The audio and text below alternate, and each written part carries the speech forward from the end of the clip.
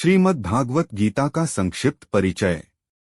श्रीमद् भगवत गीता हिंदुओं के पवित्रतम ग्रंथों में से एक है। महाभारत के अनुसार कुरुक्षेत्र युद्ध में भगवान श्री कृष्ण ने गीता का संदेश अर्जुन को सुनाया था। यह महाभारत के भीष्म पर्व के अंतर्गत दिया गया एक उपनिषद है। भगवत गीता में एकेश्वरवाद, कर्म योग, ज्ञान योग, भक्ति योग की बहुत सुंदर ढंग से चर्चा हुई है।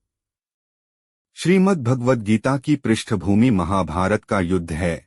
जिस प्रकार एक सामान्य मनुष्य अपने जीवन की समस्याओं में उलझकर किंकर्तव्य विमूढ़ हो जाता है और जीवन की समस्याओं से लड़ने की बजाय उससे भागने का मन बना लेता है, उसी प्रकार अर्जुन, जो महाभारत के महानायक थे, अपने सामने आने वाली समस्याओं से भयभीत होकर जीवन और क्षत्रिय धर्म से निराश हो गए थे। अर्जुन की तरह ही हम सभी कभी कभी अनिश्चय की स्थिति में या तो हताश हो जाते हैं और या फिर अपनी समस्याओं से विचलित होकर भाग खड़े होते हैं।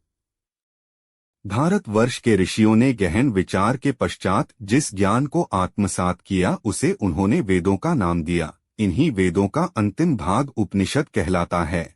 मानव जीवन की विशेषता मानव को प्राप्त बौद्धिक शक्ति है और उपनिषदों में निहित ज्ञान मानव की बौद्धिकता की उच्चतम अवस्था तो है ही, अपितु बुद्धि की सीमाओं के परे मनुष्य क्या अनुभव कर सकता है, उसकी एक झलक भी दिखा देता है।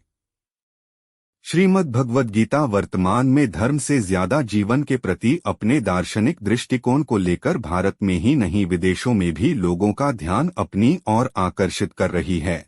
निष्काम कर्म का गीता का संदेश प्रबंधन गुरुओं को भी लुभा रहा है। विश्व के सभी धर्मों की सबसे प्रसिद्ध पुस्तकों में शामिल है।